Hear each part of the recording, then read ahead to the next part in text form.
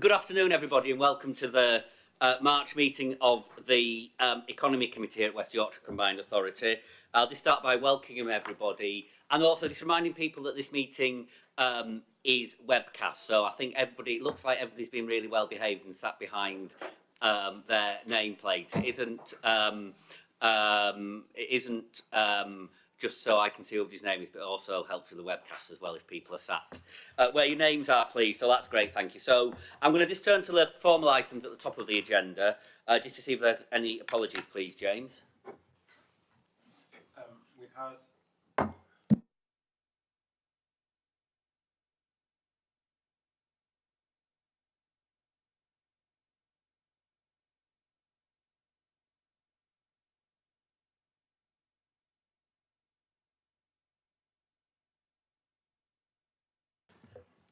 Great, thank you. I'm just going to turn to the committee and see if there are any disclosable pecuniary interests, please. Can't see anybody with their hands up, thank you. I'm going to turn to the next item, and there's no exempt item on the agenda today. I'm going to check that everybody's happy with the minutes of the meeting back in November. I take it everybody is happy with those minutes. I can't see anybody objecting, so we will just move on to the Chair's welcome then. And first of all, it's Sue Cook's last meeting of the committee, so I understand you're retiring from the University of Huddersfield next month, so I send all our best wishes. Thank you, Sue.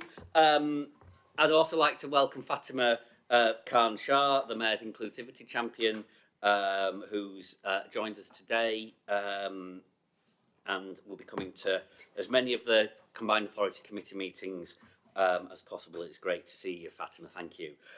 Just in terms of some updates, we had the the Chancellor's spring forecast yesterday, which included a lot of new announcements that were in the news. I think it's also worth just picking up that the Chancellor recommitted to supporting West Yorkshire mass transit as we move forward with our tram. That's great news. There's millions of pounds worth of investment to train skilled construction workers, and it's something that with a specialist building college in Leeds, which serves the region well, and something that would be really important for us moving our agenda forward. There's also money for the Affordable Homes Programme and the road network. There's also more high profile in the news was the changes around the welfare budgets and looking to get more people into work. It's certainly something we've got a good record on in West Yorkshire of actually doing the real practical work on the ground, and something we'll be working really closely with the government on. Just some other government publications since we last met. We had the English Devolution White Paper launched up the road at the University of Leeds in December last year, and we've also responded to national consultations on the industrial strategy, the further education and skills and job centre plus reforms, and we've also submitted a response to the comprehensive spending review, which is taking place in June. Looking at some of the other developments we've had, we've also had the working with the National Wealth Fund and the Office for Investment as well, around working to one of the trials for the strategic partnership with the National Wealth Fund. Just some local developments. Myself, Barney and Martin came to the Combined Authority Scrutiny Committee, last week to hear what members of the Scrutiny Committee had to say on a lot of the work we are doing, which Councillor Barry Anderson, the chair of the committee, sat in the public seats. We're working with our local growth plan as well, and we've also had a couple of events with the Advanced Manufacturing Futures and the West Yorkshire Innovation Festival. So I'm going to turn to the agenda. We've got a couple of items, 3 items at the end of the agenda, which are noted for information only. Officers are more than happy to pick up any comments we have. If we have time at the end of the meeting before we close at 4 o'clock, we can have a discussion about them here, but they're here for people's information. And with that, I'm going to move on to the first paper on the agenda, which is item 6, the year ahead. And Michelle and Sarah are going to introduce this paper, please.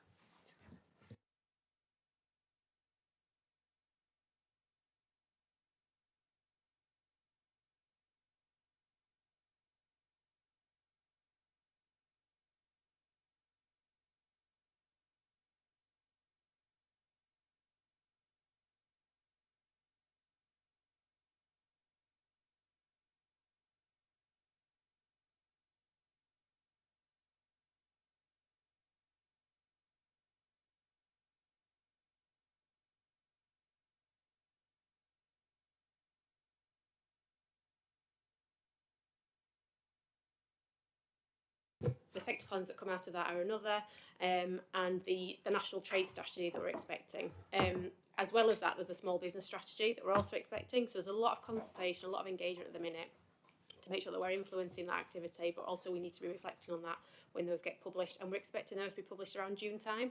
So at a future meeting, it'll be, I think, a good time to have a conversation about the implications of those on our activity for the next year. And I think just to flag as well, there's a couple of areas mentioned in the paper around the kind of culture, creative industries, and net zero decarbonisation, which are covered by other committees. But I think a key part for this committee is to keep the connections with those wider committees, so we're joining the dots across the activities and the agenda. Michelle.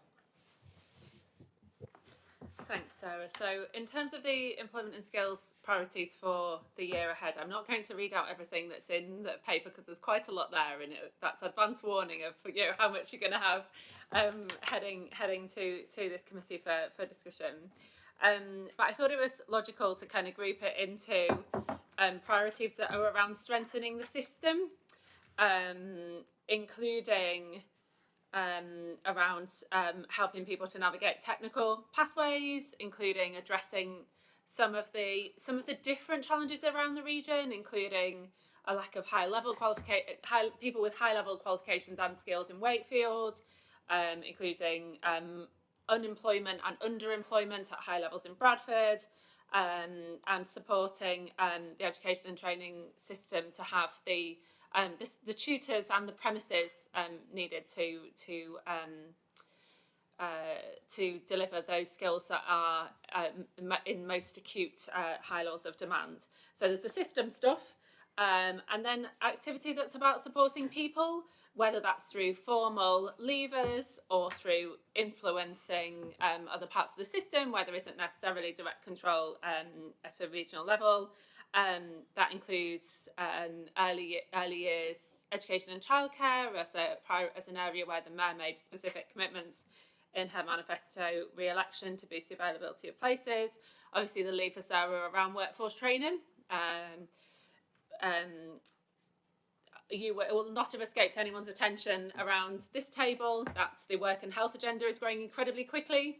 And there is more information in a later agenda item around that. But that will be a key priority around a system that delivers for people. And of course, the careers and employment support agenda, with the ambition for all age careers employment hubs that bring together different services to provide seamless advice for individuals. So, and then finally, collaboration with employers. So, close collaboration with employers to deliver the support that, both the support that employers need so that they know where to go on the employment and skills agenda, but also to ensure that the skills system develops the provision and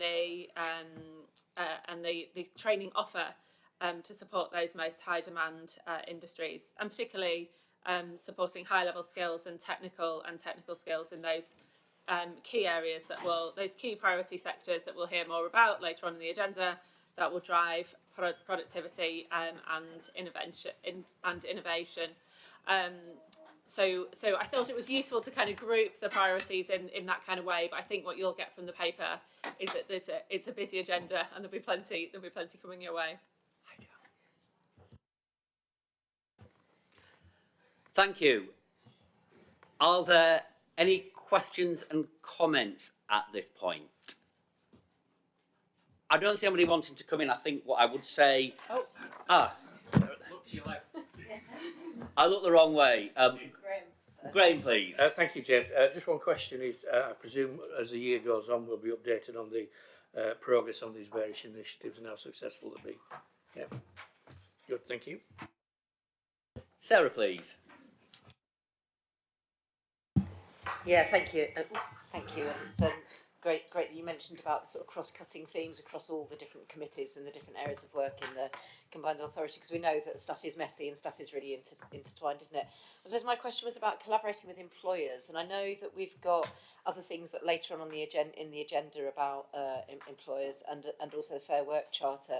But given the sort of the getting people, the government's agenda of getting people back into economic activity, I think we're looking at lots of things around how to do that, and actually I think there are already quite a lot of things around pathways of getting people back into economic activity, but I think it's about the thing that I always wonder about is the support for employers, especially SMEs, and that can be really positive. In a small company, actually someone with a disability or a learning difficulty or whatever can actually do quite well, not necessarily being part of a massive organisation, but just so I suppose it's around just thinking about that aspect of supporting employers in that agenda of getting people back into work. Just thinking about that. Yeah, I mean that's a really important point, and I think there's a agenda item on the Fair Work Charter and Good Work, which I think will pick some of that up. So we'll make a note when it comes to that item to major on support for employers, if that's okay. Yeah. Thank you. Thank you, Sue, please. Thank you. I know this is coming later in terms of the Innovation Centre of Excellence, but as it's mentioned in the overview of the year, we just wanted, on behalf of the universities, to welcome the emphasis on the quadruple helix that brings together academia, businesses and community, and the fourth helix, which I've now forgotten. But that joint approach is very much welcome, and so we'd like to support that. Thank you. Thank you, Sue. Does anybody else want to come in, please? I don't see anybody with their hands up, so I will move to the recommendation, which is we note the report and engage as the year goes through. So if everybody's happy with that, I take it everybody is. We'll move on to item 7, please, which is the intelligence and economic update. And I think it's Peter and Guy to introduce this report. I don't know which one of you is going to go first. I'll let you choose. Hi, hello, good afternoon. So, as usual, we'll provide an update on the most relevant economic data we have, starting with macroeconomic factors in the UK as a whole. CPI in December, at the time we wrote the report, was at 2.5%, slightly down from November, and the most recent data shows at 2.8%, slightly up. Energy bills have been contributing on a significant way to the inflation, also VAT on private school fees. The Bank of England expects CPI to rise to 3.7 by the third quarter of this year, mainly driven by energy costs. In February, the Bank of England cut its rate by 0.25 percentage points to 4.5%. It was a third reduction in 6 months, and then maintained those levels in March. The cut reflected concerns over economic stagnation, and the bank continues to see some price pressures to persist, especially with energy costs and global trade disruptions recently. Economy as a whole, measured by GDP, has been mostly stagnant. So real GDP in the last 3 months of the year have been estimated to be just 0.1% higher than the previous 3 months. And the most important thing here I would flag is the sectoral composition. So manufacturing has been in a really challenging position, while services performing a bit better. And within manufacturing, industries like chemicals and textiles that we are quite specialized have been underperforming, while farm and electronics that we are not so specialized have been performing better. January GDP figures show this slow growth environment. On the regional level, business sentiment has been following more or less the same mood. The PMIs from NatWest for Yorkshire and the Humber region has been performing the national average and were within contraction levels in December 2024. Chamber of Commerce quarterly economic survey, we have data from the first quarter this year. It's a bit more positive after a very weak last quarter of 2024. Business startups in the region follow more or less the same pattern. So the end of 24 and January 25, it was particularly weak in West Yorkshire. Business startups were 20% lower than the same period in 2023. And in absolute terms was one of the lowest levels recorded since 28. Two things to be noted here is that in February data recovered quite a lot, so business startups were above the same month in the previous year. And this decline in startups, it's not exactly what we've been seeing in previous downturns, where, for example, sole traders typically increase startup activity in recessions, and that has not been the case. Despite weak sentiment, labor markets are relatively stable. Claimant count have 5.5%, being quite persistent in the last quarters after an increase in the end of 24, and it varies between 8.2% in Bradford and 4% in Wakefield. And number of employees has been also stable with a little marginal decline in previous months, and wage growth remains persistent above inflation levels. So 2% above inflation levels, the last data we have. That's mostly in line with the national average. So the report, we also have some data looking at trade partners and the type of trade we have been doing. The data ends in 2022, but I think it gives us some insights about our position in terms of the current disruptions and political problems around trade. So we have been increasing the number of service exports. It used to be 51% of all exports in 19, and now they are 56. So this is a quite significant increase in a short period of time, excluding travel. Exports are moving out of Europe, mostly to US and Chinese market, but as Europe has been declined by imports and exports from Netherlands, it's very difficult to say how much of these are really new markets or just repositioning and reflows of international trade after Brexit. In terms of the US, we have a trade surplus both on goods and services, excluding travel, that we don't have data, and we export more services than goods to the US. So 25% of our service exports in 2022 were to the US, 3.5% of our GDP, while goods were just around 1.9% of GDP, 1 billion. And therefore, our trade surplus, it's around 2 billion, 3% of our GDP. Thank you. Peter, anything you want to add, please? That's great, thank you. Are there any questions or comments, please? Lisa. Yeah, I'm just trying to understand unemployment levels. Now I know that the measures for unemployment have just changed significantly, and over the last few years, I mean not suddenly, but on page 28. You talk about the paper talks about claimant count. Is that a percentage on page 28? I'm trying to understand what the unemployment level is. So can you say that the claimant count percentage, it's round about 7 to 8% in Bradford, or is that the wrong reading of that? If you can explain that, that would be helpful. I'll raise one more thing, and then it might become clearer. And then on page 31, you talk about inactivity, and in particular, you highlight that Leeds has got a high rate of inactivity. So it's got, on the left-hand axis, it says about 30.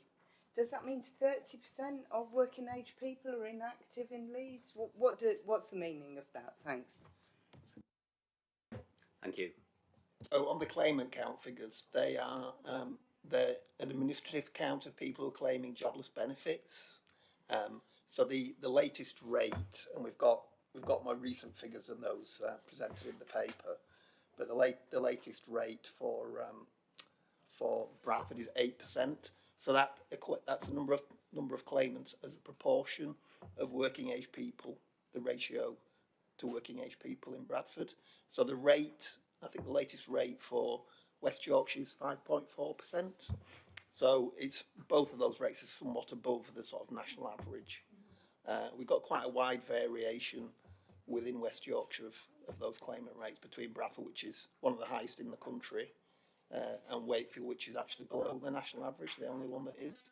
So that's the administrative count. It's the one we tend to use because it's a more accurate picture than some of the data which is based on which is survey based. In terms of the economic inactivity figures, So they are the survey-based figures from a labour force survey, and they do reflect the proportion of inactive people relative to working age population. There is a degree of volatility in those figures. And what you'll also see in the paper is we've calculated our unemployment rate. That's partly because of the deficiencies of some of that survey data. Sorry, Liz, can you put your microphone on, please? Sorry. The figure on the left-hand axis, is that a percentage then? So 30% of people in Leeds are economically inactive. Correct. That's based on the latest data. But as I say, there's some volatility. There is some volatility in that data, in those figures. Just to highlight that it also includes things like students. So we have also a breakout of specific. So inactivity includes students, people taking care of others, sickness, long-term unemployment, early retirement. So this is between 16 and 64. But we do know, for example, that Bradford and Leeds specifically have quite high and persistent rates of people neither work, neither training. So of course, part of it could be explained from people being studying, but other sub-indicators that we've presented in the past suggest there's something more within the high number. Peter. Just one further point. So the point about students is Leeds has a big student population, many of whom are not economically inactive. So I just want to put in mind. Thank you. Was it Barney or Martin first, please? Martin, please. Thank you. Is there a difference across the region? I'm surprised by the raise in the service sector exporters in particular. Is that different in different parts of the region? Because we're not quite seeing that in our surveys or in the activity for the exporters that work through us. So I think one key point to mention, which we sort of picked up at a previous business board, is bear in mind these figures are like in current prices, so they're not adjusted for inflation. So obviously, the real value of those exports won't be the same as the changes that are presented in sort of nominal terms in the analysis. Thank you. Barney, please. I wanted to, as a time just to give a small business perspective. We had a round table with Bank of England earlier this week with Alex College, who's the agent for the Bank of England in Yorkshire, and Swati Dhingra, who is an MPC member, so one of the ones setting the interest rates. And so we had I got together a sort of cross selection of business owners, and just to sort of, I suppose, to give another bit of flavour to what's just been said with this and is said in this report, there was overall a real lack of confidence. And it was a real downbeat meeting, I have to say. And I think it's really important that we understand that's where we are. But there was a sort of a feeling that if we could switch or turn on a bit of confidence, actually a lot of things would flow. But I think that's going to be really hard. There was a lot talked about employment, and there's a real reluctance among small business owners to look to employ more at the minute, and I think that's a real issue that is going to affect a lot of the plans that we have here, and I think we need to consider that, with 60% of people in the private sector employed by SMEs, we need to consider if SMEs are telling us they're reluctant to employ more people, then we need to think about that. And we had someone who was ran a recruitment company who said the number of people hiring full time is just it's been falling, and there's quite a move to outsourcing work to other parts of Europe and South Africa, which I thought is interesting. And I picked that up as well. Actually, other parts of the world I've heard about outsourcing, and including having some members who run very successful outsourcing businesses overseas as well. And I think the other thing is there's a number of people talked about people just aren't making decisions. Everyone's holding on, and that's sort of linked to the confidence. And so I think we need to think about that when we're making our plans. I think that's a consideration. And it's just, I suppose, the final thing I'd say it's just fatigue was a word that came out. It's just been 5 or 6 years of hit after hit. If you think about, before lockdown, we were thought the economy was going into a bit of a slowdown. Then we had COVID. Then we had Brexit. Then we've had whatever. We've had inflation, the war in Ukraine, everything. So I just think these things are quite important to take into account because they're going to really affect how we grow the economy here. if you want a bit of good news, we did have a debt recovery service who are flying at the minute. So. Thank you. Does anybody else want to come in? Sue, please. Thank you. I just wanted to go back to the startup figures, which were interesting, and to share some of the figures from the University of Huddersfield in terms of our graduate startups. This was from about 4 years ago, when we would have roughly 30 a year, on a pretty steady batting average there. It's been steadily rising over the last 4 years, up to just short of 120 in the figures to last July. So we were really sort of pleased about that. It has fallen off this year. Some of that is potentially linked to reduced university resources for supporting things like enterprise. But I do want to suggest maybe that there could be a subset data looked at, because those are public domain figures. It'd be interesting to track the student graduate startups as well as the overall startups, and if there's anything else we can do, to keep those young entrepreneurs active, it would be a good thing for this committee to keep an eye on. Thank you. Thanks, Sue. Somebody else want to come in? Graham, please. Thank you, Chair. Can we just clarify on 3.4 that the reduction in manufacturing GVA at 1.2% is a national figure, not a West Yorkshire? It is a national figure.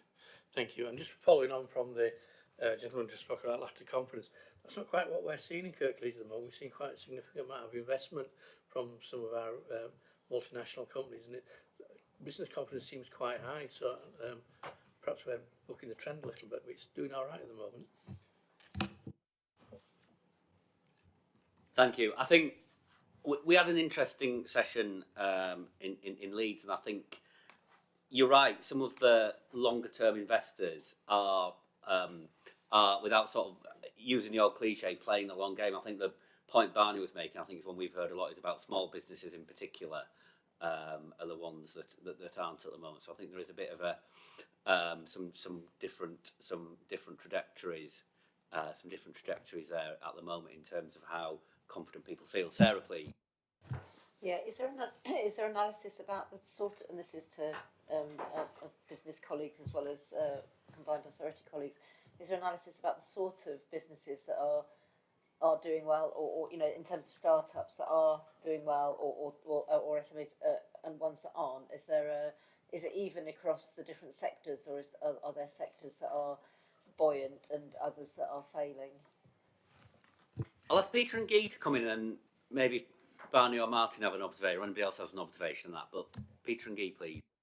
So on the data we have, the decline was quite broad across local authorities, between limited companies and sole traders, and within sectors. So it was quite broad. So it goes in line with this idea of confidence.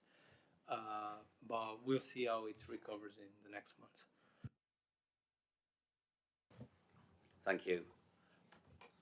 Martin, please.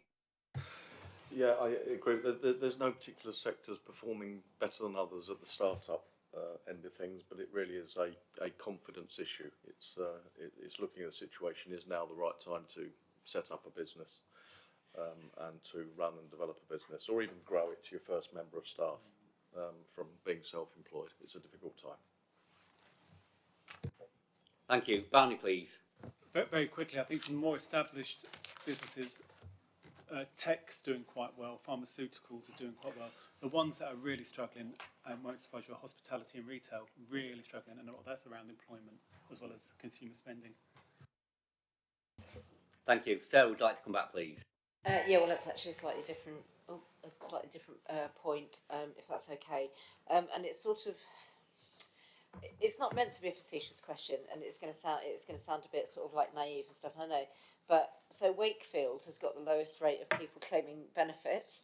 And Bradford the highest. Now, obviously, there's sort of demographics involved, but what's Wakefield's secret? Is there anything that we know that's why that's particularly sort of good, or good in terms of having low numbers of claimants, or is there a magic formula? Clearly, there isn't, but I'm just interested. Peter or Guy, do you have the secret? So I'm not sure. I think Wakefield does perform better than some of the other local authorities in certain respects, and the claimant count is an example of that. Inactivity is not great in Wakefield on the other hand, so there are other instances of sort of joblessness as well. But I think I wouldn't overstate or read into that Wakefield's economy is sort of, you know, historically it has had a lower claimant rate, and that can be part of sort of anomalies with the sort of the way the claimant count works. Thank you, Martin, please. Yeah, I think it's, sorry, Wakefield's one of the areas I cover too. It's also the type of jobs that there are. There are lots more entry-level jobs in and around Wakefield because of the type of employment opportunities that are there. Thank you. Are there any more questions or comments on this report?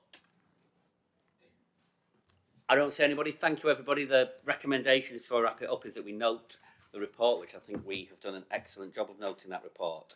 And I'm now going to move on to item 8, and Lorna's going to introduce this item, please.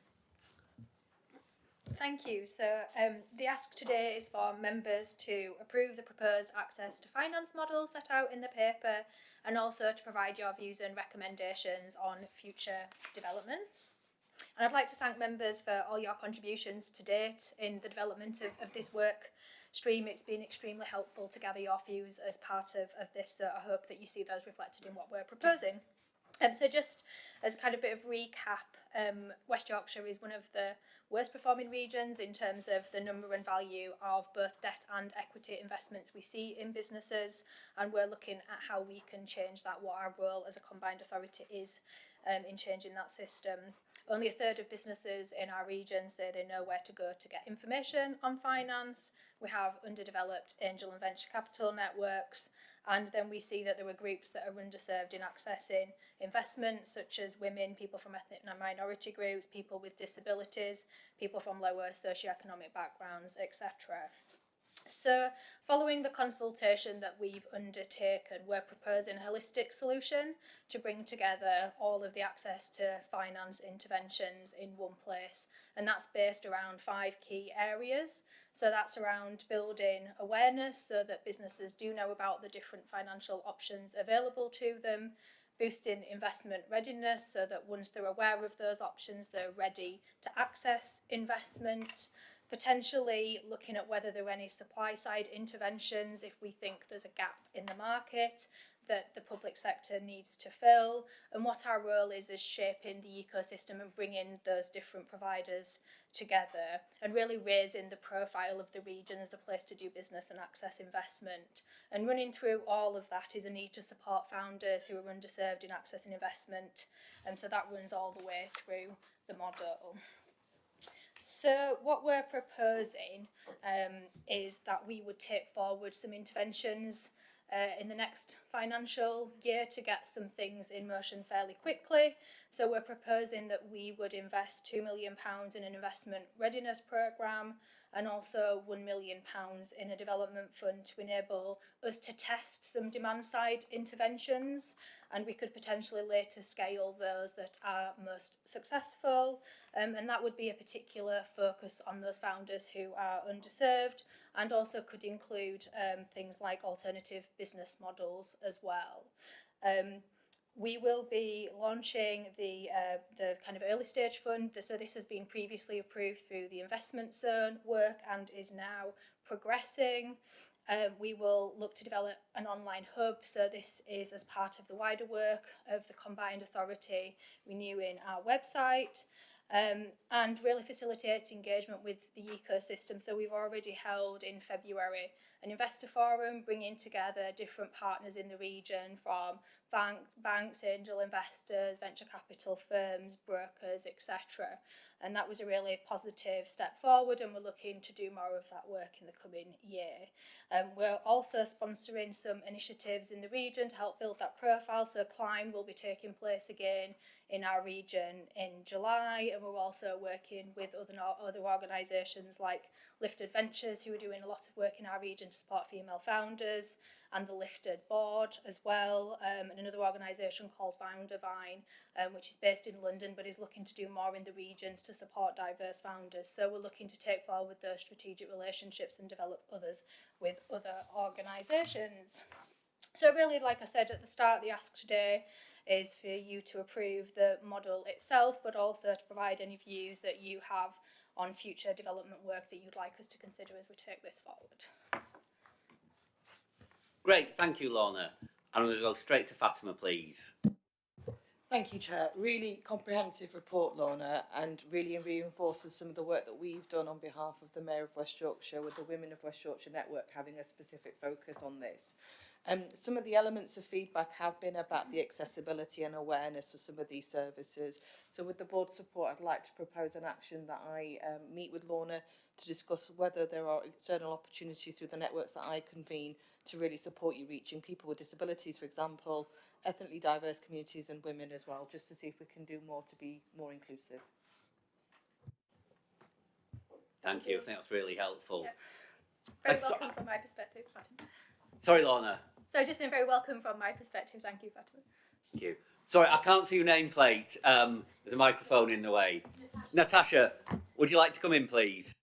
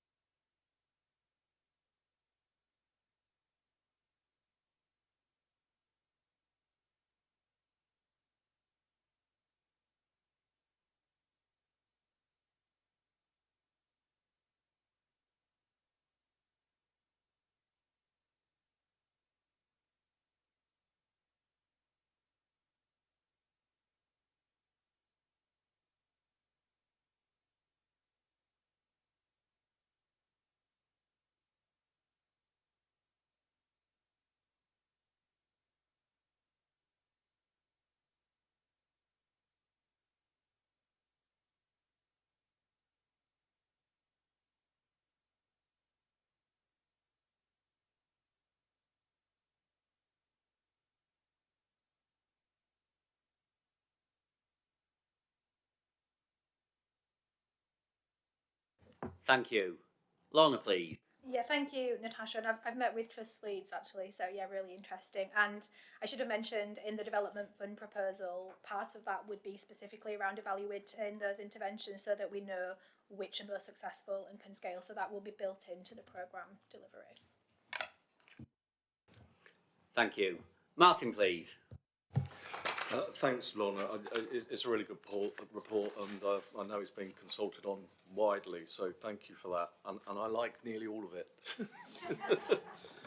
So, Finance Hub on your diagrams, the Finance Hub, the Investment Readiness Programme, market shaping is fine, but then it's the supply side interventions, which, for a couple of reasons, I'm not sure why we want to invent new financial products when there's a market out there already, that there's no shortage of money to invest in businesses and organisations. There's a shortage of making those links, and there's a shortage of risk taking. And one of my issues with the public sector designing projects in the contracts that they then give, they take less risk than the private sector would in the first place, and we've got evidence of that for 30 years in funds that we've had across Yorkshire in total. And the other reason for not supporting that is there's just simply not enough money in the pot. Those funds are not economically viable unless there's substantially more, unless they're very carefully developed and managed, because the management fees would top that on most funds a year. Thank you. Thanks. Lorna again, please.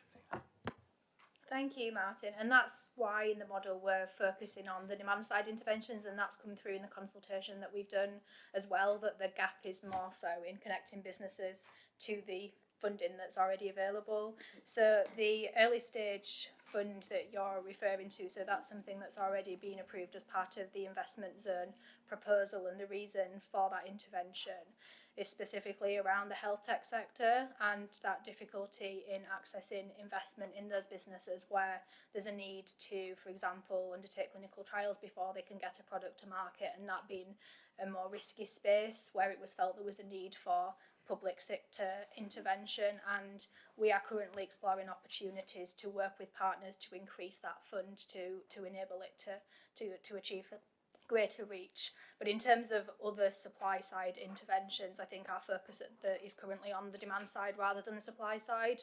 So, that would be what we would be looking to test initially.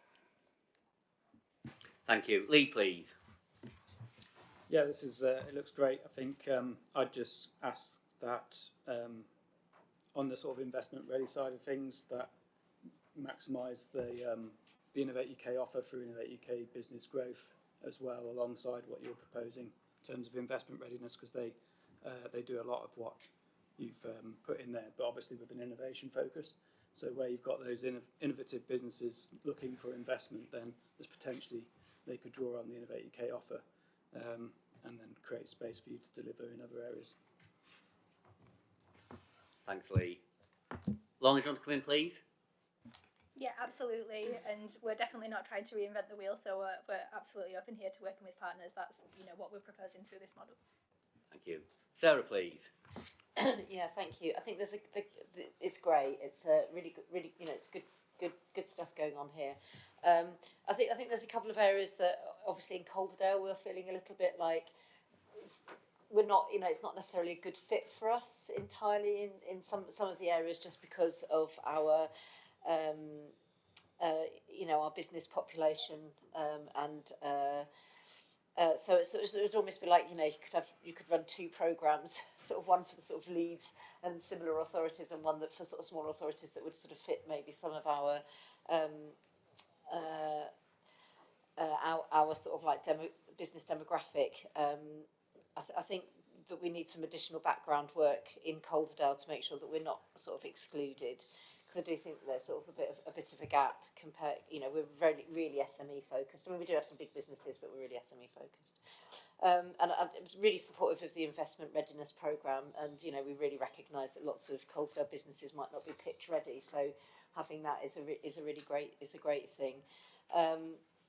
I think on the investment zone pre-seed fund, I think that's one of the areas that's not really going to help Calderdale in the same way, because we don't necessarily have that big investment zone potential. So I think obviously it's going to happen, and that's great, but we might question how else we will learn to inform future opportunities for sector-specific funds. And then just my last point is, just given the early stages of this work, it would be really helpful to have a timeline, what's going to happen when, and when, with key milestones and reporting back. Is that okay? Thanks. Thank you. Sarah, do you want to come in first? Thank you. I just want to reassure that this is about very much enabling all businesses to succeed, as well as targeting priority sectors. So it's absolutely about covering those businesses that are in Calderdale. The IZ fund is a particular area where we know there's a gap, we need to invest, but it's about businesses also across the region, some of which are across the whole patch, not just in the kind of capital sites. And the supply side piece, as Lorna said, is very much about us really identifying where the specific gaps are, where we can add value. Absolutely not about cutting across, as Lorna said. It's about adding value and potentially co-investing with others to increase the size of the pot, particularly to target underserved communities where we know there is a huge issue in terms of accessing finance. So just to reassure. Thank you. Graham, please. Just thank you, Chair. Just one quick point. Well, I welcome the report, and it's a good process of moving forward. I've noted on the raising the profile. I'd be intrigued as to know how we're going to do that, because I have to say that Tracy's fantastic at banging the drum for West Yorkshire. So how much more profile raising you're going to get, and what your ability to do that is, and how you're going to do that will be interesting, because she's very good at it already. So it's a challenge to get any more out there. I don't think many people don't know that Tracy comes from West Yorkshire, is there? Thank you. Who'd like to go at that, please? I'll have my own. Yeah, I'll have a quick go. Because I think your point's absolutely right. And now, obviously, it's a general piece where we can raise the profile of West Yorkshire as a place to invest. But I think what's kind of implicit in this is a real targeting of those investors. So it's not about kind of general noise thrown out there. It's about real proactive targeting of trying to find the people with the money, make sure they're the ones that understand what the opportunity in the region is.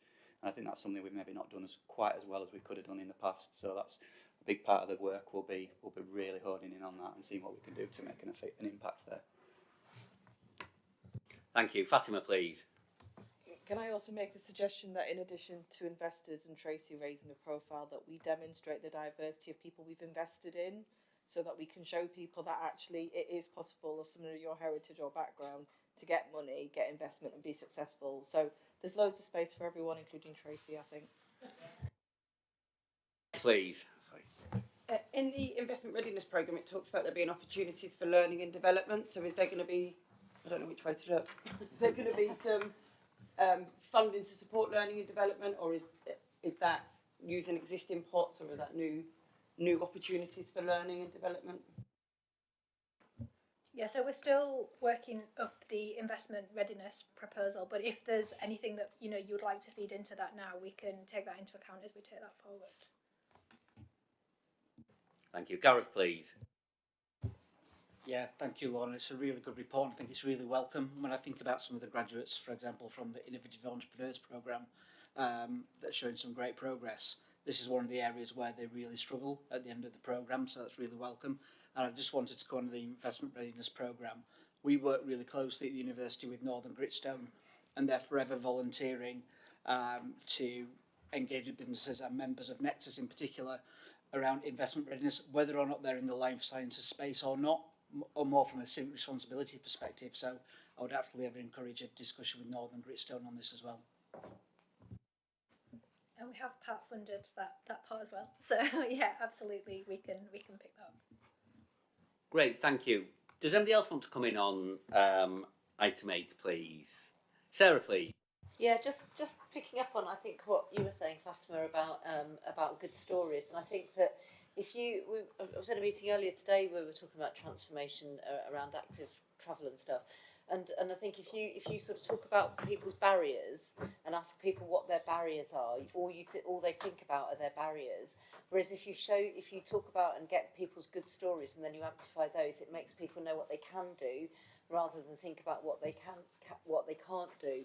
So I think I just would really support that. I think in terms of getting stuff out there, rather than saying, oh, we know you've got barriers, it's like, no, don't talk about the barriers, amplify all the good stories out there and the case studies, because I think that's what people really relate to. So I just want to so I think that's a really good approach, Fatima. Thank you. And I think you're right, some of it is about using our networks, as Fatima's talked about, using our network to make sure we are talking about this as work that everybody in West Yorkshire can be part of. Okay, does anybody else want to come in on this item, please? I don't see any more hands up, so we'll just look at the recommendations, and I take it everybody is happy with those recommendations. That's great, thank you. And we'll move on to item 9, which is the skills system and business reviews. And are you going to start on this, Michelle, please? Yeah, happy to. Thank you very much. So on the skill system review, I'll be fairly brief, because at the last meeting we brought the report of that, which you endorsed. As a further, but you're really keen to hear about next steps, quite rightly. And so what we've brought this time is an update really on progress since you agreed the skill system review report last time and its recommendations, particularly around a changed role at the regional level around employment and skills, to become more strategic across quite a range of different areas, particularly in regard to careers, to support for employers on the employment and skills agenda, where we're moving to more of a convening and strategic role rather than one of direct delivery, in recognition, particularly that when it comes to individuals that are the furthest from the labour market or who are taking those first steps into work or learning, that the route to engagement is best at the most local level possible. So that's at root of what you agreed last time, as a reminder. So what we've brought here this time is an update on ways of working between the Combined Authority and local authorities since then, including an officer-led design authority to support the implementation of new and developing work. And you've got quite a detailed list of the work plan of that design authority attached. in terms of the implementation plan going forward, which includes really everything that has been identified as a priority for employment and skills in the local growth plan, and also everything that was committed to in the Mayor's manifesto for re-election around the employment and skills agenda. So we've got quite a lot there, and we've got a plan for how those things are to be developed in partnership. And that will absolutely, while that's the kind of the local authority and the combined authority kind of ways of working, obviously they will, the consultation will be far wider in terms of developing all of those aspects. But the role of that design authority is to ensure that the recommendations of the skills system review, which was carried out by Shared Intelligence, are implemented throughout all of that development. And I think Andrew has got a much more detailed update on the business review. Yeah, thank you, Michelle. I think we're actually probably a couple of steps behind where the skills system review in many ways. But what we have got is we've developed a high-level model. The paper today is just asking you to really note that as that went through the combined authority at its last meeting on the 27th of February. So in a nutshell, the current model's been supporting West Yorkshire businesses since around 2015, so it's something that's been in place for quite some time. And whilst the model, I think it's fair to say, has achieved some really good outputs, some strong outputs certainly against what it was targeted to do, we need now to look at further evolution of that model if we're really to achieve the scale and impact that we've set out and the ambition that we've set out within the local growth plan. So essentially that boils down to, I suppose, how do we increase the reach and make sure more businesses are able to access the support they need to grow? How does that model facilitate a greater access for more businesses? And the paper sets out some of the detail around that, which I don't intend to necessarily go over because you've got it in front of you. But in essence, I suppose it's about facilitating kind of a more joined up and more coordinated ecosystem where, in effect, we're aiming at a no wrong door. So it doesn't matter where a business tries to enter that process, they're getting the same level of advice and support and being signposted or brokered to the right place. It's a system which supports kind of all businesses, but at the same time recognising that we need to put our money where we're going to see most impact, and that does, aligned with the local growth plan, inevitably mean we need to concentrate some of that resource on really focusing in on high growth potential businesses, looking at where those sectors and clusters can have real value and where the growth is likely to come from. It's a system, I suppose, that better leverages that whole ecosystem, so building on the capacity and the expertise that exists within both public and private sector organisations like the Chambers, like the FSB, universities and others, to really maximise that interaction with business across the board, not just relying on the centre and a few people there able to do that. So I don't really want to say much more than that, and obviously would welcome any questions. I think the final thing to say would be around transition and implementation. As I mentioned there, we are still at a relatively early stage of understanding some of the finer detail around how this can work. What we set ourselves is an implementation period of 12 months. So in effect, we're setting a backstop of March 2026. We want to make sure we've got the right amount of time to implement this properly and make sure we're having all the relevant conversations in the right place so that the activity that we roll out meets the task in hand. Thank you, Andrew and Michelle. Are there any questions or comments, please? Sorry, I can't see that. Farah, please. Yes. Yeah, thank you. That's quite comprehensive, the sort of 2 sets of reports there. I'm really interested in the high growth potential businesses. I mean, how would you identify those? That's the first question. The second bit is there's an awful lot of data that's going to be held fairly centrally if all the exit points are leading to the same place. And a lot of people will be able to access that. So in terms of security and that, that's quite sort of concerning because a lot of that is confidential data. No, absolutely right. So on the second point, very quickly, we're in the process of developing a new CRM system, which we're working very hard on. Obviously, it will have to meet all of those data protection requirements and make sure that we're securing that information. You're quite right. If we're to extend the scope of the number of businesses that we're interacting with, we need to make sure that we're doing that very, very seriously and taking care of the data that exists. In terms of the point around high growth, that's something that we're developing.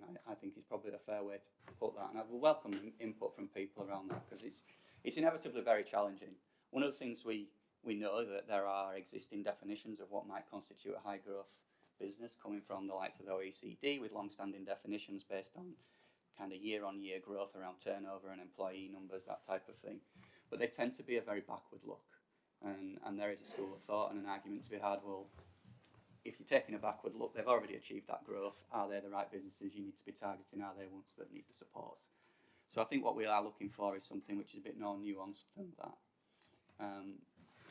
Looking at are there other more, I suppose, arguably more subjective measures that we can look at amongst the data points to try and understand what the likelihood of a company to the growth potential is. So it might be that they've looked to engage with an accelerator or they're seeking finance, all of those sort of markers that might just indicate this could be a business with real growth potential. There are commercial providers out there which we're looking at which do some of this work for us and do have a basket of measures that kind of indicate some of these things. We're steadily working our way through trying to understand some of those to make sure that we get the right data. If we have the wrong data, this does fall down and we understand that. So we really do want to make sure we targeting appropriately when we do that.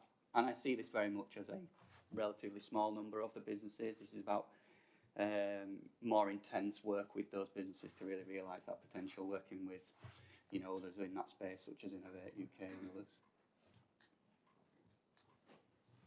Thank you. Barney, please. Thanks for that.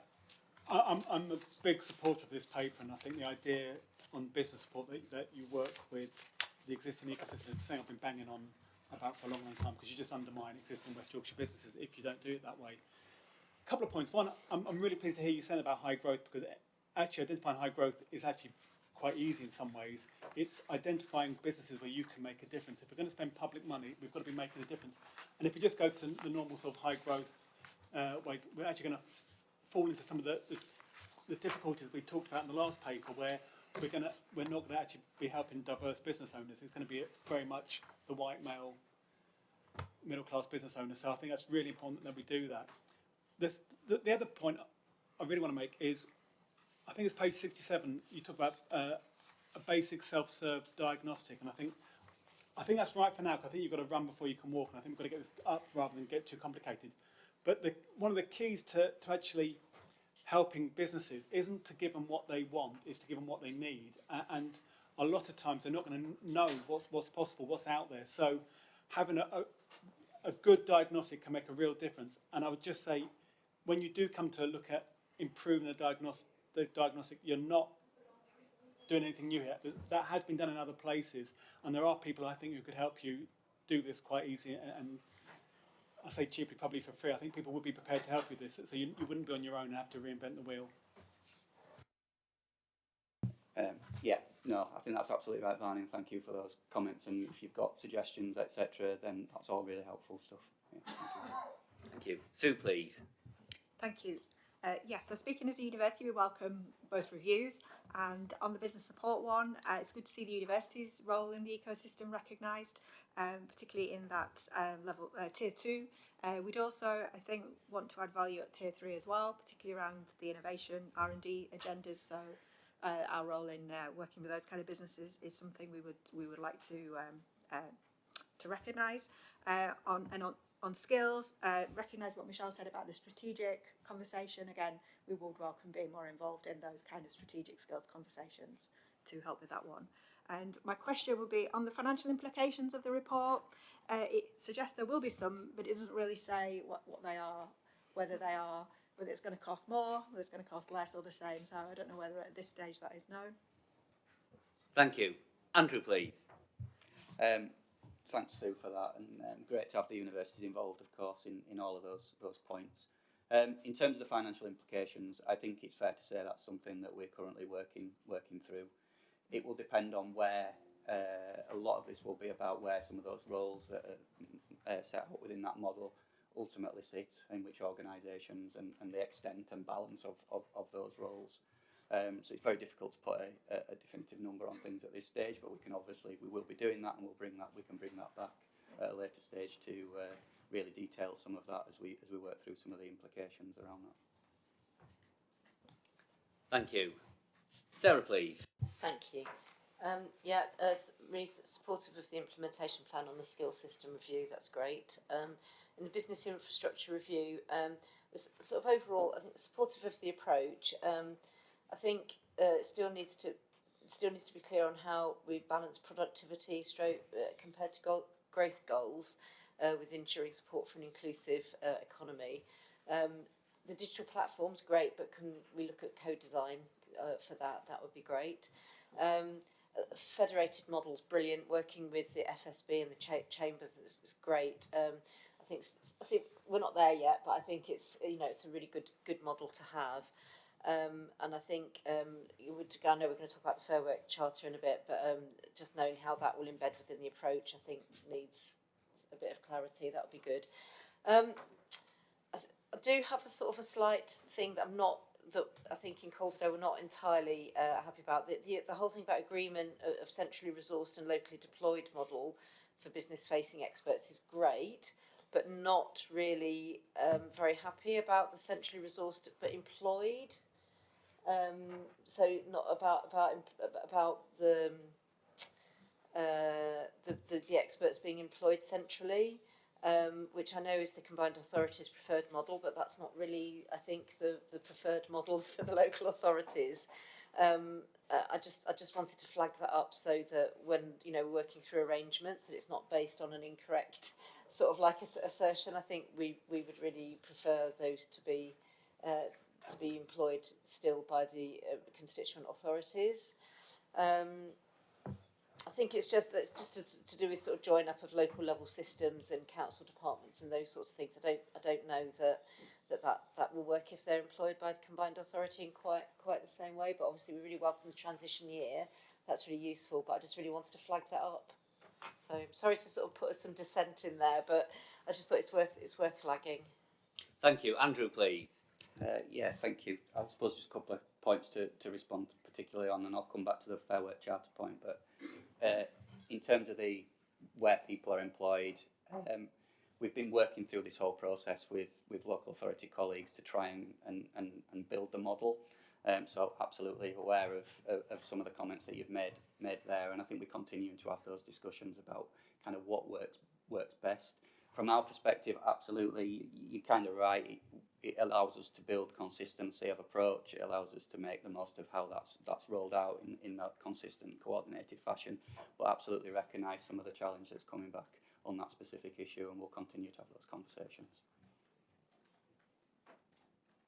Thank you. Martin, please. Thank you, Chair. And again, supportive of the approach and again the consultation that's happened. We've all been very engaged with the process as well. But on the business infrastructure review, it has been a long while coming. It's taken a long while to get to where we are now. On the implementation and transitional arrangements, I have concern. I share Sarah's concerns around everybody knows where they're going, and it seems a long while that's going to take a year to sort out. And in the meantime, we've got the transitional arrangements where we're continuing to fund some programmes which don't fit with the model that we're going to be adopting in the future. And that, to me, just doesn't feel the right thing to do. Thank you. Andrew, please. I think we very deliberately look to go for an extended period on the transition, Martin. I take the points you're making there, absolutely. What we can't do in this is kind of turn the tap off and then turn it back on very easily without losing some of that continuity that's important in the system. And that's why we've looked to build in this kind of transition period. There are still, as I've outlined as well, series of unknowns in this. We need to get some of the detail around things like the high growth definitions, and we need to make sure we worked all that through before we turn on the new model, if you like. I think for me, it also just gives us that opportunity. It's not about saying we're going to wait for 12 months necessarily, but we will, where we can, look to implement certain aspects of that much sooner. So the website is a good example of that, where we may not go with the full-blown diagnostic. Barney's points on that, I think, are absolutely right. But we are already working on what that looks like and bringing that forward and developing that, because we know we can hopefully then implement that and bring that forward into the market. It doesn't necessarily require some of the other things to be in place to do that. So we're building out where we can, and allows us enough time to work through some of the implications. You know, I've talked around partnership affiliate arrangements, for example, working with the likes of yourselves. I think there's a lot of detail in there to be unpicked to make sure it works the best it possibly can, and I don't want to rush to judgment on that. But I do take your point. Thank you. Sarah, please.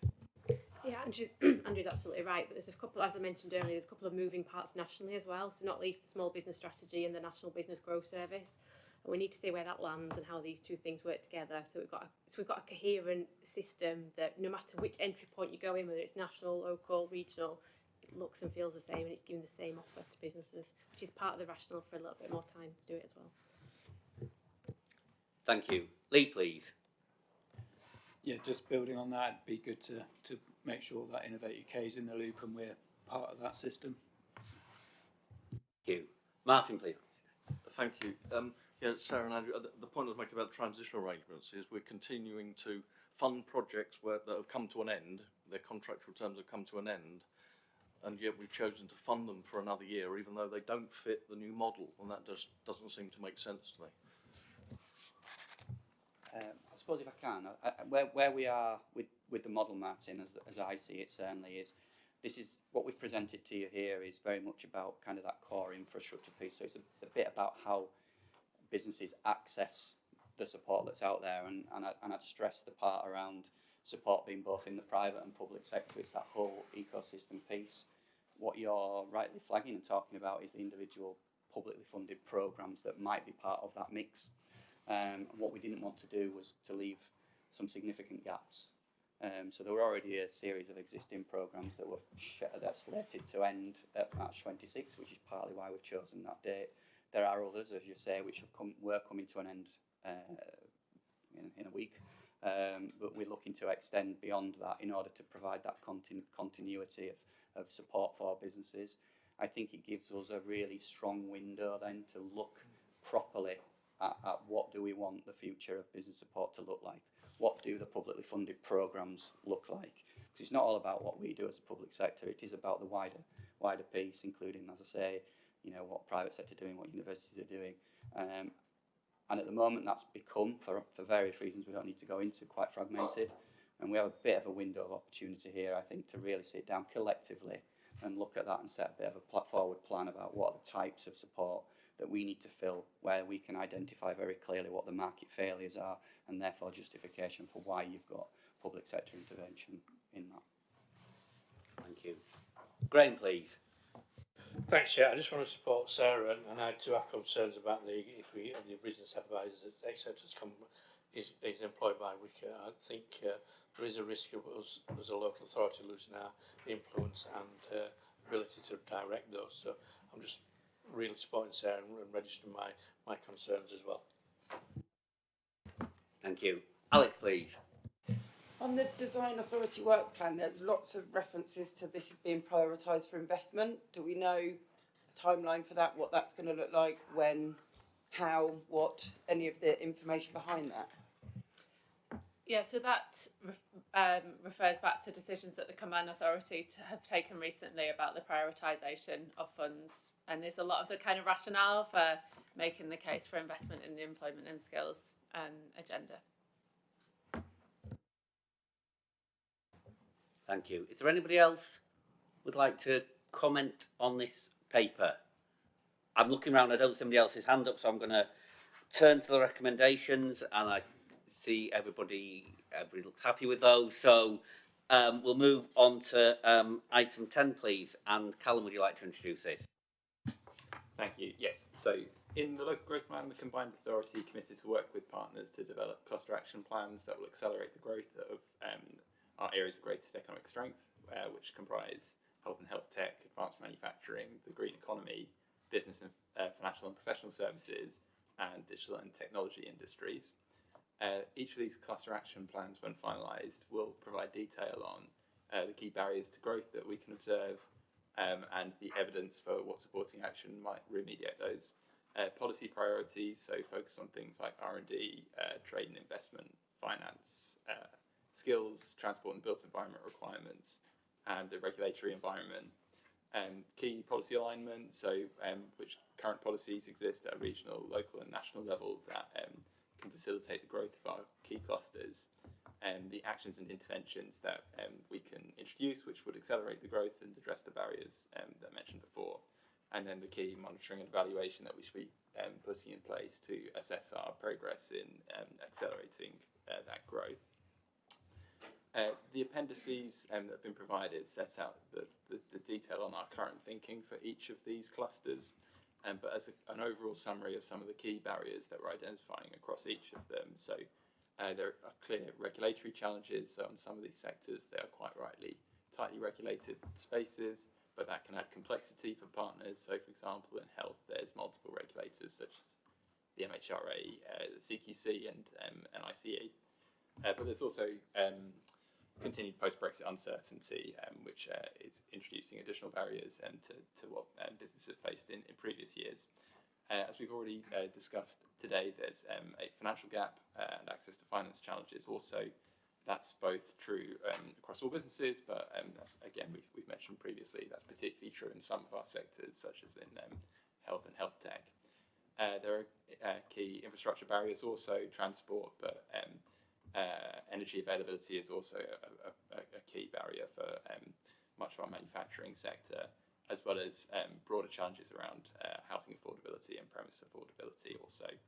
And then finally, there's particular competitive pressure, both internationally and nationally. So London, the South East and the Golden Triangle is a key pull when it comes to where firms choose to locate, but that's increasingly true of other core cities in the UK, such as Manchester and Birmingham. The appendices also set out some of the key policy interventions that we're interested in exploring with partners and businesses over the coming months. That covers things around supporting high growth businesses with targeted advice, attracting additional inward investment and international companies to locate in the region, enhancing skills provision and leadership and management support, continuing to shape national UK government policy around our key sectors, and collaboration with key innovation institutions, chiefly our universities, but among others. So just to set out the next steps and timescales, we now intend to consult with businesses and partners on these emerging plans that we've circulated over the coming months. That's to coincide with the conversations that we have taking place with government as they develop their industrial strategy. And we're looking to produce finalised versions of each of these cluster action plans for the summer to coincide with that UK government strategy also. Really, the question today really, we're really asking for general feedback on the approach that we're outlining here, but also views on the biggest opportunities and challenges that we should be exploring with businesses and partners over the next few months. Thank you, Callum. Does anybody want to take Callum's request for views up, please? Sarah, please. I've just got a question really. The digital and technology cluster. Sorry, I can't see there. Just wanted to clarify to the extent of which that encompasses the creative industries, or will that be treated separately? Creative industries, obviously, we know that's important for Tracy. It's important for Calderdale as well. And I'm just wondering if, because I think there was some pushback from government on the inclusion of creative sector, so it would be useful to just sort of see how that all tallies up. Thank you. Yeah, of course. So we've not forgotten about the creative industry, so that's a separate piece of work in its own right. But you're quite right that there's also a significant amount of overlap, particularly with the digital and technology sector and cluster, but indeed in some of our others as well.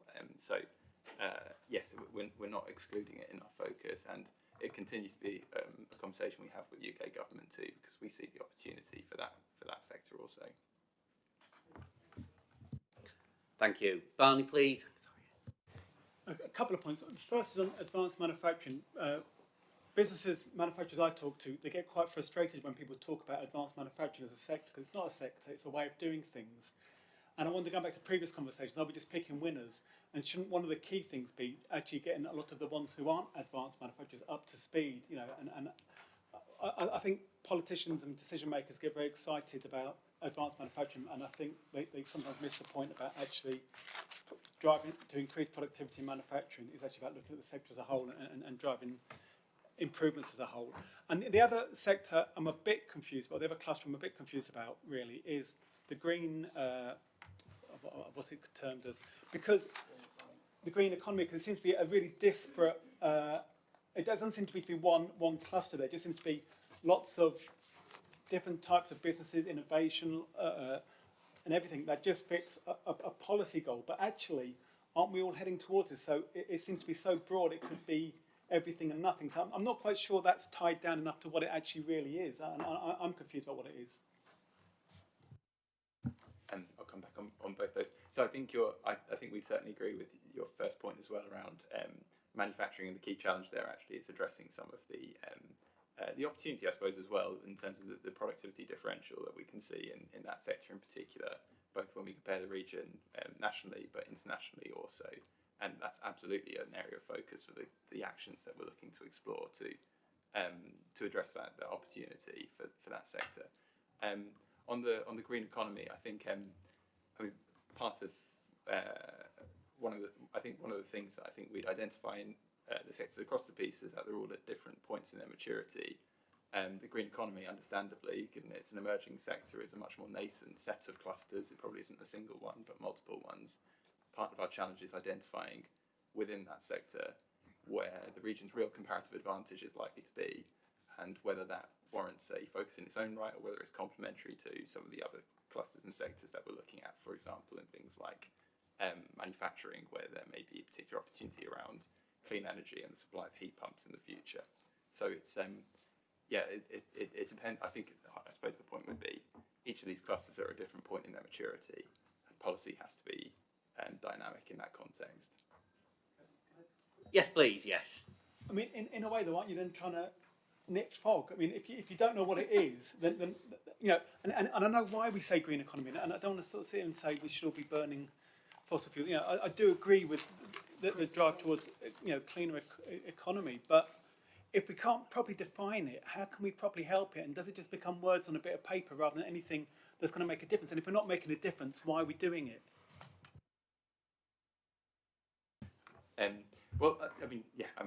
We can certainly take the challenge away and see what we can do over the next few months to better define that as a sector and the subsectors within it. And there are, I think, we could point to some existing subsectors where there are, there's clear definition, for example. So I mentioned kind of clean energy as an example of that, and there's a clear economic opportunity for the region in pursuing it. But you're quite right that one of the key challenges when it comes to clusters is that definitional point. I've got to just say we like nice things. I mean, Well, we can all say we like nice things. I'll move that to a vote, Barney. Leave with me again. So. Thank you. Who else? Farah, please. It's just really to support Barney's view, really, whether we need advanced to preface, manufacturing, really, could we just not have it as manufacturing, really? I think it confuses people because, the sort of, those industries which are almost heritage industries, the furniture manufacturing, some of the engineering stuff, they are advancing in lots of processes, but they sometimes pride themselves on having heritage skills. It just sort of confuses them. So I'm not quite sure I know Mandy's around the advancing, sort of verb, but I'm not sure whether that's the correct one as well. It's just to support what Barney's saying, really. Thank you. Alex, please. Yeah, whilst it all sounds very innovative and wonderful, we have just had a conversation about the amount of unemployed people we have locally, how parts of our region have got really low-level skills. And I think there's a nervousness for me that sits with a skills hat on that we're not looking at those pipelines. All we're going to do is make the disadvantage gap even more of a gap when we're looking at fintech and health tech and all these wonderful, innovative, creative things. you know, I think we need to make sure there's references to pathways to those jobs, and at the moment it just sounds a bit too high level and a bit too unattainable for all these people we've just talked about earlier on in the meeting. And that's where my nervousness with all of this wonderful innovation and great headline grabby announcements comes from. We've got a real need to support our communities that are never going to get into these jobs unless we sort out some of those pathways towards. Thank you. I think some of the work we've done in Leeds around around some of our sort of high growth sectors is recognising the fact that if employers are located in Leeds city centre, then they're within walking distance of some of the poorest neighbourhoods in the country. And how, you're absolutely right, what's that pathway from somebody living in a poor neighbourhood and a job 10-minute walk away, and how do people move through? And I think that is something that is really in all our work is something that is really important to us, that we are and we are getting that sort of actual sense of place and that actual sense of moving the whole economy onwards to us. That would be my reflection. I don't know if you want to add anything, Callum. Only that these cluster plans have to form part of our inclusive growth strategy, so that point around inclusion and the relationship to skills and more broadly is absolutely something that we don't want to miss in producing these plans. And actually a lot of our key businesses would very much see their role and responsibility in that context as well. And that's very much the conversation they want to have with us, to identify how we can jointly work together to make sure that growth is and that prosperity is shared. Thank you. Sue, please. Thank you. On that manufacturing conversation, I just wondered whether there was a reason why the precision engineering subsector is not listed, or I've not spotted it so far. So because I think that is a real strength for, particularly around Huddersfield, and as a sector or a cluster, it's one that's going to have to adapt quite significantly to the net zero challenges in terms of the kind of industries that it's supplying into. So, and we also have great strengths in that area as a university in terms of our Centre for Precision Technologies. So it feels as if there is maybe something missing there, unless I've missed it. Thank you. Precision engineering is absolutely a subsector that we recognise as an area of strength. So if it's not in here, it's absolutely being captured in the work that we're progressing. Thank you. Lee, please. Yeah, from an Innovate UK perspective, I think having these cluster focus really helps us to engage. So I appreciate they do need to be well defined, but it makes it much easier for us to engage on this basis. So if we can help you in sort of defining those things, then that's great. And then the only other thing I wanted to say is that you've got 12.5 million down for the launch pad, and I'm not sure where that came from, but it's 7.5 million, unfortunately, not 12.5. So I just thought I'd highlight that. But yeah, if we can help in terms of defining these clusters, we'd be more than happy to do that.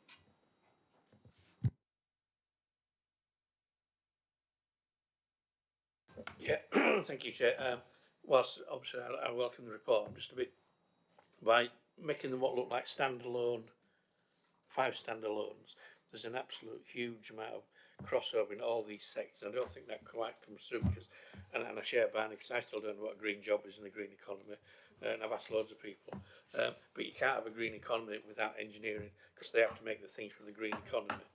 A lot of the health tech is around health and innovation, is around, in effect, building spare parts for people, and that's all engineering. So I think there needs to be a bit more emphasis on how all these are interlinked to each other. I don't think it quite comes through. It just looks like that, rather than that works with that and that works with that. So I just think that needs just a bit more nuance around it, how they all interrelate to each other. No, I think we really appreciate that point, and part of our challenge is that these classifications are the way in which UK government has gone about classifying these sectors too, and that's not necessarily how we would have chosen to compartmentalise the business community that we've got in the region.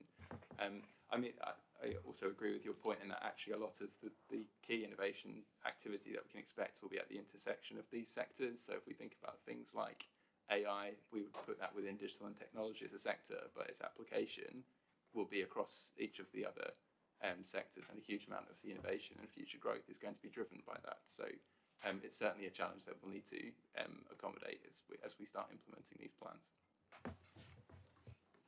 Sarah, please. Yeah, just when you mentioned AI, which obviously is not necessarily very green in itself because the servers are massive and use up lots of energy. Although if we've got clean energy, then that helps. But and obviously we can also be quite smart in terms of citing, you know, sort of using the heat that are generated by them for heating things, whether it's homes or swimming pools. If we do those things smartly. But I think what I was going to say is. Around Alex's point, really, is that I think you're absolutely right. We need to be looking at things in a joined up manner. But isn't that why we've sort of merged the economy committee with the business and with the employment and skills committee, so that we can actually look at those things all in the round? Because actually, as I said before, it is all just so interconnected. So I think. Might not be in this particular paper, but my understanding is that we're very much looking at pipelines for skills. I'm right, aren't I? That's. Yeah, it was a really welcome question actually about pathways into work, and I think one of the real opportunities that we have is that we have got a real issue around underemployment and poor utilisation of skills in West Yorkshire, particularly in particular parts of West Yorkshire. And growing employment opportunities in some areas of the economy that have got the greatest potential to create great jobs really is one of the most important levers that we have to addressing that. And of course, that then allows opportunity for people to progress into work in the jobs that they're vacating. And so I think the pathways point is a really, really good one. And the importance of focusing on the sectors and clusters with the greatest opportunity for growth to address some of those issues we have with weak labour market demand is a really, really important part of this picture. But I think it's a very welcome challenge about joining up the narrative, actually about the opportunities for people that this sector and cluster approach presents. Thank you. Are there any more comments on this item, please? I don't see somebody's hands up. Callum, is there anything you want to wrap up with, please? Okay, that's great, thank you. So I'm going to turn to the recommendations, and I think we've had a lot of comments and suggestions towards the plan, so I'll take it with that. Everybody's happy with them? That's great, thank you. So we'll move on to item 11, and Michelle Hunter, please. Thank you, Chair. So the paper provides an update on the holistic approach that the CA is taking to work and health alongside the Fair Work Charter and the initiatives outlined to grow the Fair Work Charter and also develop initiatives for work and health, particularly aimed at employers and small employers who have been at the heart of everything that's been proposed within this paper. So we've provided an overview of the Trailblazer activity for work and health, which set out to develop initiatives for employers, building on the commitment around employers linked to the Fair Work Charter and aligning to those ambitions to grow the Charter and the work around work and health. This is still in the testing phase, so we're really keen to seek feedback today on some of those proposed interventions. Some of the things that we've outlined are around removing risk, which is a key objective throughout, particularly some of the things that we've heard today around the challenging climate for businesses at the moment. Since the paper was published, we've had a really great joint consultation session with Fair Work Charter businesses at the celebration event, where employers were invited to do a full consultation on how they feel about the interventions around work and health and how we can encourage them to engage in this agenda. It's been fairly consistent in terms of that feedback so far, and just to say thank you to all the stakeholders around this table who've helped to shape some of that so far. I think some of the themes are around access to that existing resource that's already out there to help businesses be more inclusive, to create more inclusive workplaces, but also to support individuals as well. Often what we're hearing is that employers are struggling to navigate that, and it's quite costly in some cases as well. Employers have been expressing that support around peer learning, training, access to resources, easy to navigate resources are all things that are coming through really clearly. As well as this, employers have told us that having possible salary subsidies or subsidies and incentives to help take the risk out of employing somebody who may have health needs is something as well that we are considering. So the next steps that we outlined in the paper were really to get some feedback from this committee on those options that we've proposed, and the thoughts around the Fair Work Charter, the scaling up of the Fair Work Charter. Thank you, Michelle. Would anybody like to come in on this item, please? Thank you. Natasha, please.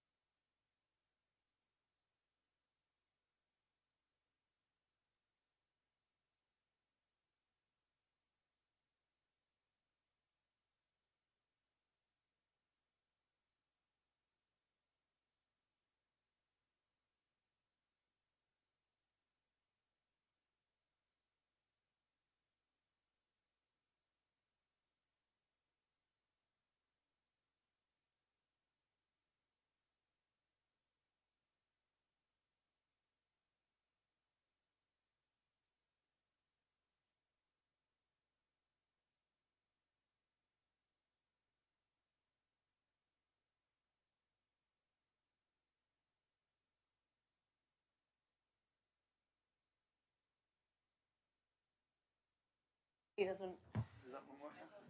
Yeah, is that working? Yeah.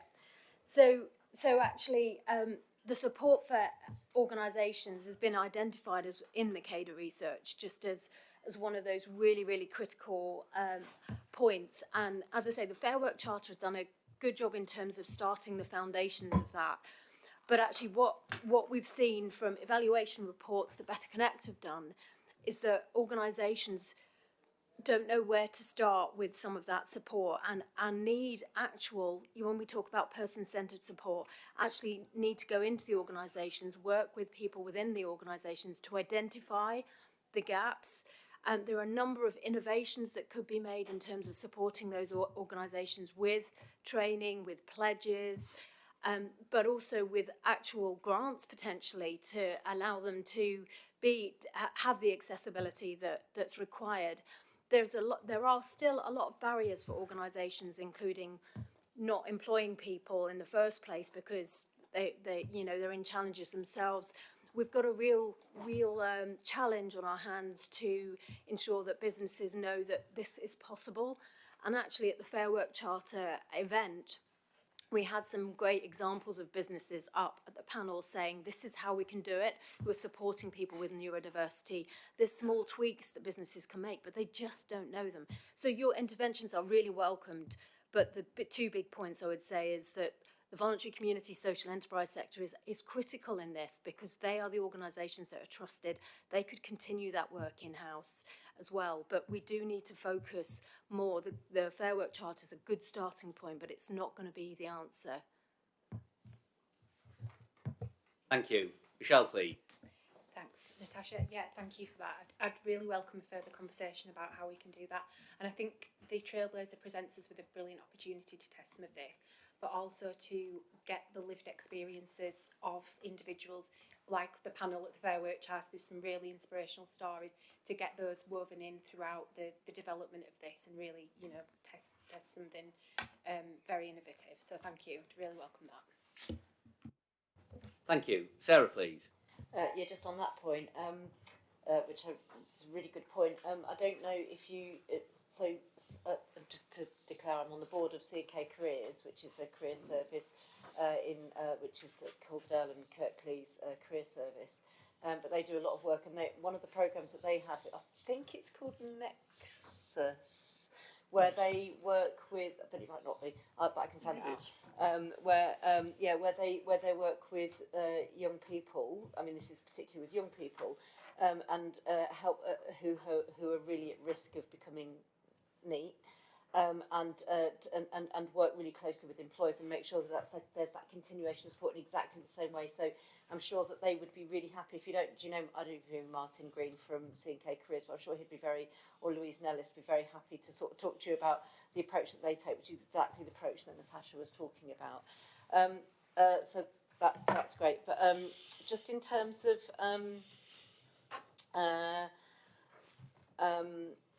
firstly, about resources, you haven't sort of mentioned how much the Trailblazer resources, doesn't quantify how much, or if how any other funds will be aligned for the Fair Work Charter delivery, including any plans from next year, 2026 onwards. That's the first point.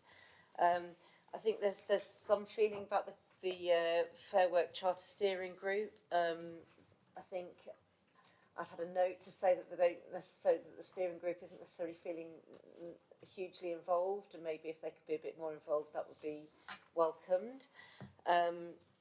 The proposal for a central team coordinating admin, monitoring, convening partners, and scaled up comms plan and learning development resources, calendar events, etc., hasn't really been discussed in detail. So I think need to clarify how it will all link with business infrastructure review and how it embeds locally. So there's just sort of some details there. And then I think overall a Venn diagram would be really useful, because I think it's this thing about this sort of intersection into sort of, you know, things sort of like working all together. So I think if there was a Venn diagram to explain the overlap between the Fair Work Charter and the employer-facing Trailblazer activity, including the scale of resources, I think that would be really helpful, sort of for us visual people especially. Thank you. Yeah, thanks, Sarah. I'm sure that's something myself and my business colleagues can work on pulling together. And just to say, the steering group's under reviews for the Fair Work Charter, so that's quite timely. So thank you. Yeah. Thank you, Sarah, please. Thank you. So just to confirm that the Fair Work Charter extension went to the Combined Authority back in February. So all the details about the funding and the resources as a part of that, yeah. And we have been working through with the steering group on that. But really, it was a case of getting this approval through, and we've taken the approach we've taken in terms of embedding it in wider activities. What the steering group were kind of really pushing for, because it's a bit of a standalone thing at the minute. So as part of the business support review that Andrew was talking about, really embedding it through the navigators, the connectors, and the roles that we've got to really make sure we can achieve the ambition that we've got around the Fair Work Charter. Thank you. Does anybody else want to come in on this? Barney, please. Yeah, first I'd like to echo those comments about the steering group. As a member of the steering group, there is a disconnect between what's happening and actually involving the steering group, but that's for another day, I think. On the Trailblazer, I suppose the first thing is, you know, any support the FSB can give to us, I'd be really interested in doing that, and I'm sure Martin would say the same from the chambers, although the way we behaved today, you might not want to take something. The thing I was going to say, I mean, I'm not sure how this is funded and what the targets are, but it seems the thing that might be missing is supporting those already in work, because actually that's an easier in for a lot of small businesses, because they've already got those people in place, and talking to them about supporting people who may need a bit more support in work is probably a lot easier than talking to them about getting someone new. So, and we also know that if someone's out of work for 12 months, then it's a next to nothing chance they're ever going to work again, which is shocking. So maybe that needs to be somewhere in here, and even if it's not funded through the Trailblazer, somehow linking in other work, which I know there's a lot of work going on around that, and linking it in would be quite important. Thank you. Michelle, please. Yeah, certainly, and again, really welcome a further conversation about you know, how we can address that retention issue. That's definitely come up in the work health and skills plan, and there's some key objectives in there that I think are really important to address within this. Thank you. Great, thank you. Does anybody else want to comment on this paper, please? I don't see any more hands up, so I'll turn to the recommendations, and I'll take it people are happy with those recommendations. That's great, thank you. Shall we move on to item 12, please? Jo, would you like to introduce this item? Thank you. Yeah, so the rationale for this proposal is very much driven by the local growth plan and the challenges that were identified there, notably the productivity gap that we have. And one of the things that we see in the evidence from the local growth plan is the rates of R&D, research and development funding, being below the UK average in West Yorkshire. That's both public and private investment, but this was really reinforced in the latest release from UKRI, where it's welcome that there is more funding going outside London and the South East, but we're not seeing those increases at the same levels in Yorkshire and the Humber as we are in other regions. So the proposed remit for this Innovation Centre of Excellence really flows from that rationale to meet those challenges, with a particular focus on fostering greater numbers of innovation-driven startups, spin-outs and scale-ups, really bringing together the innovation ecosystem and positioning a strong brand of the assets that we have in the region. So I think it's worth saying that this isn't about a physical centre, but how we really position West Yorkshire. We know that there are incredible assets in the region, the businesses that we have, our university base, and we've heard about this particularly in relation to the sectors and clusters that we have here. And a lot of these are represented on this committee and other committees, and what we want to do is really add value to the existing networks and groups that we have, not duplicate any of that activity, but make sure that we are bringing those together and making the most of those assets. So a big part of this opportunity is driven by devolution. So it was referenced in the devolution white paper that was published at the end of last year, but it was also mentioned again in yesterday's spring statement that West Yorkshire is able to establish a strategic relationship with UKRI, which is very welcome and brings us in line with other areas like Greater Manchester and West Midlands. So we've been in discussions with colleagues from their area who are a bit further along on the devolution journey to learn lessons on their approach and what we can learn for how we want to position ourselves here in West Yorkshire. So also it's set out in the paper that the Innovation Centre of Excellence will be a key way that we can support our university collaboration. So this will be aligning to a compact that we've been developing with the higher education sector in West Yorkshire. This is another action that's come through from the local growth plan and establishes a series of thematic areas where we can work more closely with our universities, and we see that the Innovation Centre of Excellence will be a really good way of positioning that compact and being able to deliver actions that flow down from it.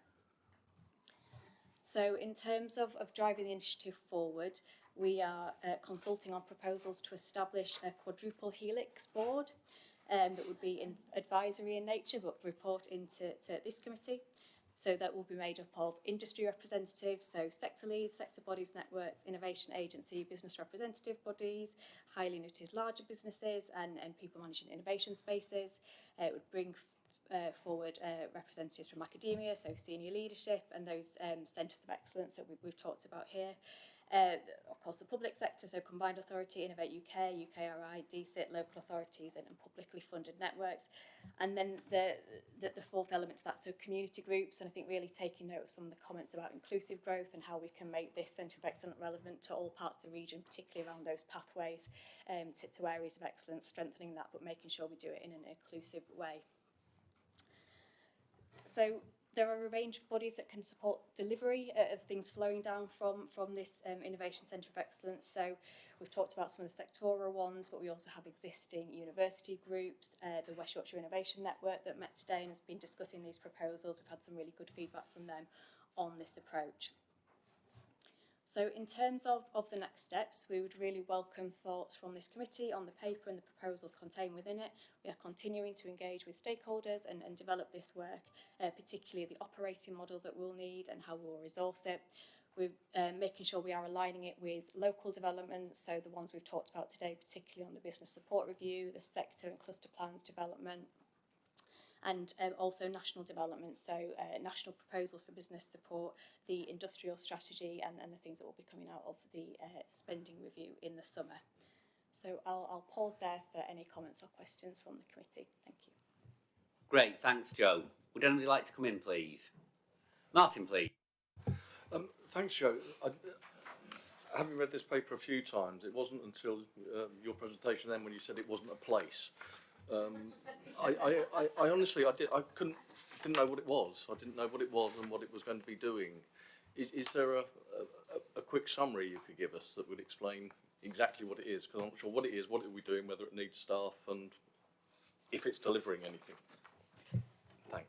I mean, specifically on the operation, I think that's still, because we're still sort of consulting on the specific model for it, we can't say exactly kind of what resources will we need to operate. But essentially, so this is, we want to position West Yorkshire as an innovation centre of excellence. So if we look at the assets that we have in the region, we want to be able to make sure that we can really make the most of those, and through the devolution process and these relationships that we'll have with national bodies, find a vehicle to be able to do that. So what we are proposing is that there would be a board that would provide strategic oversight for the ecosystem in the region, that would support and help shape programme development. So when we think about the single settlement and locally based innovation funds, that we will have more discretion, more long-term opportunity to shape these. The board would play an important role of that.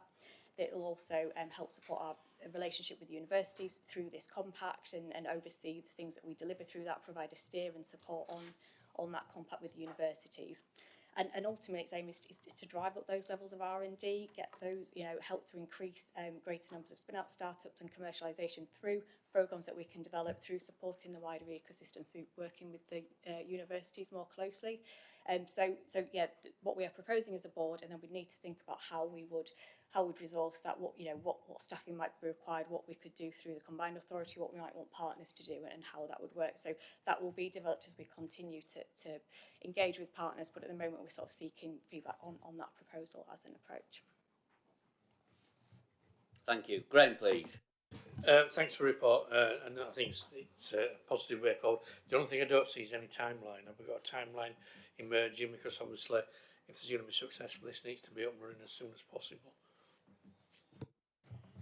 Yeah, I think we're hoping, so we'll be continuing the stakeholder engagement over the spring and into the summer, and then ultimately the combined authority will need to sign off and agree the approach. But I think we would be hoping that we would have something established, particularly around the board in September, to begin operation, but it will be sort of subject to further consultation and the feedback we get. But that's where we're hoping at the moment to run this. Thank you. Sarah, please. Yeah, so does that mean that there are no financial implications, the fact that it's not a place, that you're not developing a sort of like a physical hub, that it is sort of like a notional hub, I suppose, or a sort of a way of working, a hub in that sense? Is that would that be the best sort of thought for it?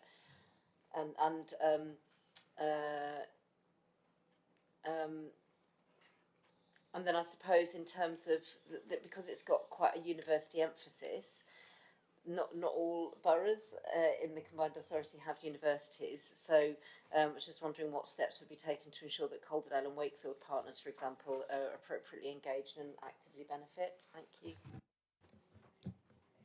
Yeah, so on the financial implications, so it will need resourcing, but we'll need to think about kind of how that will work, what we've got current resource and what we might need further to bring it in once we've sort of finalised the plan. So I think that will need to be decided, and there will be funding in terms of development of programmes that the board will oversee, but not direct at this point.